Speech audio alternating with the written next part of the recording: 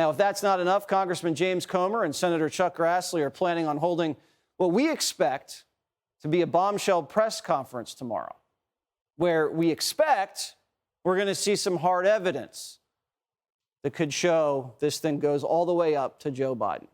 Oversight Chairman James Comer joins us now with more. What can you tell us, Congressman, about what you're going to be showcasing tomorrow?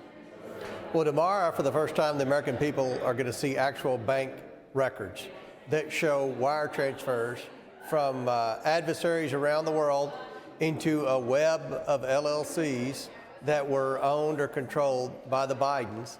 And then those transfers were made back into the Biden family accounts. So this was one reason the Biden family received so many of the bank violations that are known as suspicious activity reports, because the banks knew that this wasn't normal business activity.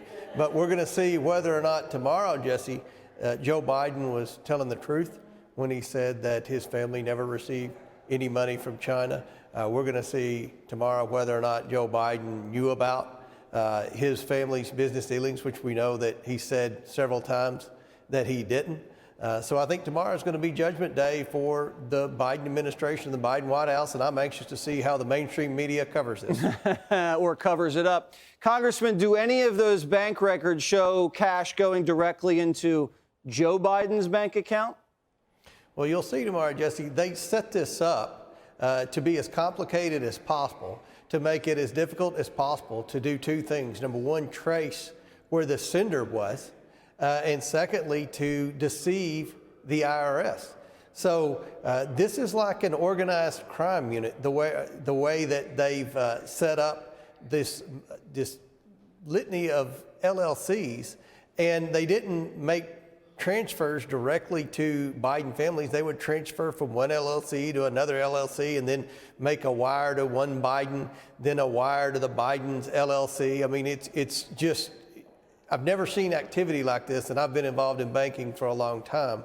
They were clearly trying to cover up the source of the money, and they were certainly trying to protect the big guy.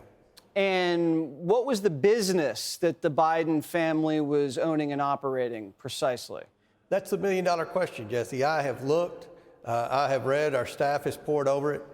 We have talked to associates of Hunter Biden, people that were involved in some of these shady business schemes, and I have yet to determine one credible business. It appears to me, Jesse, the businesses were shell companies set up to launder money from foreign nationals into Biden family's back pocket. Wow. That's what it appears to me. But the Bidens will obviously, after tomorrow, after we release this information that we've been able to gather at a really rapid pace in less than 100 days of subpoena power, and they'll have an opportunity to explain themselves. But I can tell you, Jesse, they're going to have a lot of explaining to do, especially to the hardworking, tax-paying Americans who work over 40 hours a week and struggle to pay their bills. And then they're going to see that the Biden family, the entire family, has been putting millions and millions of dollars in their back pockets from our enemies around the world.